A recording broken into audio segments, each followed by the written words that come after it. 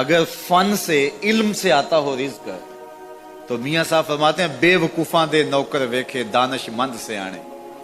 بے وقوفاں دے نوکر ویکھے دانش مند سیانے. انگوٹھا چھاپ شخص ہوتا ہے اور ایم بی اے جو ہے تعلیم کے حامل اس کے منشی بیٹھے ہوئے ہوتے ہیں. تو پھر اگر علم سے کمال آتا ہوتا تو جو ہے وہ فن سے دولت ملتی ہوتی تو پھر اس انگوٹھا چھاپ کو کیسے ملتی. اور یہ جو اتنا تعلیم یافتہ ہے ماہر معاشیات ہے یہ تو تنخواہ پہ کام کر رہا ہے اور وہ جو ہے وہ دولت کا اسے حساب ہی نہیں ہے کہ کتنی ہے. تو اس لیے اللہ فرماتا ہے کہ یہ مت سمجھو کہ یہ تمہارے فن کا کمال ہے, یہ تمہاری جو ہے وہ محنت کا نتیجہ ہے. اللہ فرماتا ہے اولم یعلموا, کیا انہیں نہیں پتا, ان اللہ یبسط الرزق لمن یشاء, جس کو چاہتا ہے اس کے لیے رزق کے دروازے کھول دیتا ہے, ویقدر, اور جس کے لیے چاہتا ہے اس کے لیے رزق کو تنگ کر دیتا ہے. کئی لوگ کتنی محنت کرتے ہیں نتیجہ زیرو, اور کچھ لوگ کچھ بھی نہیں کرتے, وہ مٹی کو ہاتھ لگائیں اور سونا ہو جائے, اور کئی سونے کو ہاتھ لگائیں تو مٹی ہو جائے. تو پھر کوئی طاقت کار فرما ہے نا جو مٹی کو سونا بنا دیتی ہے اور سونے کو مٹی بنا دیتی ہے. اللہ فرماتا ہے اس کو پہچانو, وہ کون ہے, وہ تمہارا رب ہے. مومن کا توکل اور مومن کا بھروسہ اللہ کی ذات پہ ہونا چاہیے. جب ہم اللہ کی ذات پہ اپنا مکمل بھروسہ جسے توکل کہتے ہیں قائم کر لیں گے تو میرے اور آپ کے آقا و مولا نے ارشاد فرمایا کہ اگر تم اللہ پر توکل کا جو حق ہے وہ ادا کر دو تو وہ تمہیں ایسے رزق عطا کرے جیسے پرندوں کو عطا کرتا ہے. جب گھر سے نکلتے ہیں تو اس وقت وہ خالی پیٹ ہوتے ہیں, اور جب واپس آتے ہیں تو کبھی بھی کوئی جانور بھوکا واپس نہیں آیا, اور سب سے اچھا کھاتے بھی یہ. ہمارے علاقے میں تو زیادہ باغات نہیں ہیں, امرود کے باغات ہمارے علاقے میں پائے جاتے ہیں. تو امرود کے باغ میں جو اگر کوئی دیہات کا شخص ہو یا جس کا امرودوں کا باغ ہو یا امرودوں کے باغ میں اس کا آنا جانا رہا ہو, اس سے پوچھئے کہ سب سے اچھا پھل امرود کے پیڑ پہ اچھا دانہ کون سا ہوتا ہے.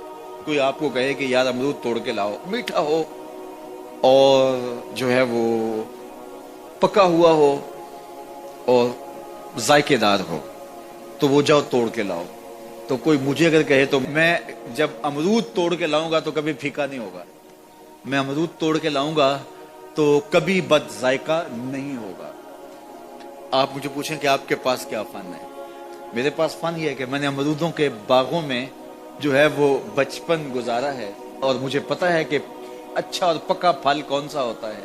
لیکن میں آپ کو نشانی بتا دیتا ہوں, اب نئی نسل انہوں نے نہیں دیکھا. آپ باغ میں جائیں اور شاخوں سے لٹکے ہوئے امرود دیکھیں, جس امرود کو طوطے نے کھا کے چھوڑا ہو اس کو آپ توڑ لیں, میٹھا بھی ہوگا, ذائقے دار بھی ہوگا, ایکسپورٹ کوالٹی سے بھی بہتر ہوگا. سب سے اچھا پورے پودے سے جو سب سے اچھا ہوگا وہ اس کو چونچ مارتا ہے اور پھر سارا کھاتا بھی نہیں ہے, تھوڑا سا لیا, نخرے والا آگے بڑھ گیا. اللہ اکبر. تو جو ایکسپورٹ کوالٹی ہوتی ہے اس سے بھی بہتر وہ کھاتا ہے. تو یہ اللہ پر توکل کرنے والے, ہمیں تو پتا ہوتا ہے نا ہم نے دکان پہ جانا ہے, ہمیں پتا ہوتا ہے ہم نے فیکٹری کام پہ جانا ہے, ہم نے پتا ہوتا ہے ہم وہ دہاڑی فلاں جگہ کرنے جانا ہے.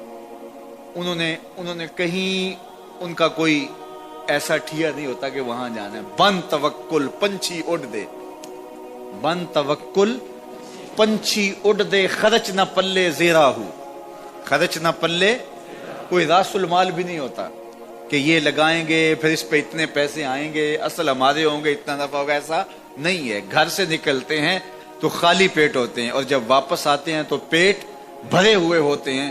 میرے اور آپ کے آقا و مولا نے کہا, مجھے پورا یقین ہے اس پہ اور آپ کو بھی پورا یقین ہونا چاہیے, اور انشاءاللہ ہوگا, کہ میرے حضور نے فرمایا کہ اللہ پر جو توکل ہے وہ حق ادا کرو, پھر وہ تمہیں ایسے رزق دے گا جیسے پرندوں کو دیتا ہے.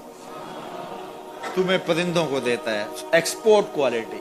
من کان للہ کان اللہ لہ, فرمایا تم اس کے ہو جاؤ وہ تمہارا ہو جائے گا, اور جب وہ تمہارا ہو جائے گا کوئی کمی باقی نہیں رہے گی. جو تمہارے من میں آئے گا تمہیں ملے گا. دنیا میں 4 طرح کے لوگ پائے جاتے ہیں. پہلا بندہ وہ جس کو اللہ نے مال بھی دیا ہے، علم بھی دیا ہے، شعور بھی ہے، ضروریات دین کا علم بھی ہے، اللہ تعالیٰ نے اس کو فہم عطا کیا ہے، علم دیا ہے، اور وہ اس مال میں اپنے رب سے ڈرتا ہے کہ اس کو غلط جگہ خرچ نہیں کرنا، اور صلہ رحمی بھی کرتا ہے، رشتہ داروں کے حقوق کا خیال بھی رکھتا ہے، اس میں جو اللہ کا حق ہے اس کو بھی ادا کرتا ہے، صلہ رحمی بھی کرتا ہے، اللہ کا حق ادا بھی کرتا ہے، اور جو ہے وہ اللہ سے ڈرتا بھی ہے، مال کو غلط خرچ بھی نہیں کرتا. میرے حضور فرماتے ہیں کائنات میں سب سے افضل شخص دیکھنا ہے تو یہ شخص ہے.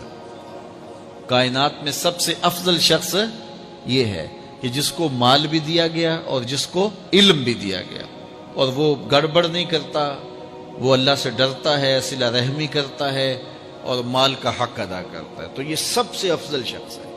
دوسرا وہ شخص جس کے پاس علم تو ہے لیکن مال اس کے پاس نہیں ہے، اور وہ نیت کا بڑا سچا ہے، سچے دل سے کہتا ہے اگر میرے پاس مال ہوتا تو میں فلاں کی طرح عمل کرتا. وہ فلاں کے پاس مال ہے، اس نے مسجد بنوائی ہے، میں بھی بنواتا. اس نے دارالعلوم تعمیر کیا ہے، میں بھی کرتا. اس نے ہاسپٹل بنوایا ہے، میں بھی کرتا. اس نے مخفی انداز سے غریب بچیوں کی شادیاں کی ہیں، یہ کام میں بھی کرتا. اس نے دکھیوں کے کام آیا ہے، مصیبت زدوں کے کام آیا ہے، میں بھی آتا. تو وہ کہتا ہے کاش کہ میرے پاس، اور یہ سچے دل سے کہہ رہا ہے، یہ نہیں کہ ہوتا تو پھر یہ اوپر اس میں کہہ رہا ہے ہو تو پھر تیور ہی بدل جاتے ہیں. صادق کو نیت ہوتا ہے کہ اگر واقعی اس کو وہ نصیب ہو جائے تو وہ وہی کھڑا نظر آئے. تو حضور فرماتے ہیں وہ ہو بھی سچی نیت والا، سچی نیت والا، اور وہ کہتا ہے اللہ مجھے اگر مال دے میں فلاں کی طرح عمل کروں گا. میرے رسول فرماتے ہیں قیامت کے دن جب نامہ اعمال تولا جائے گا دونوں کے عمل برابر ہوں گے.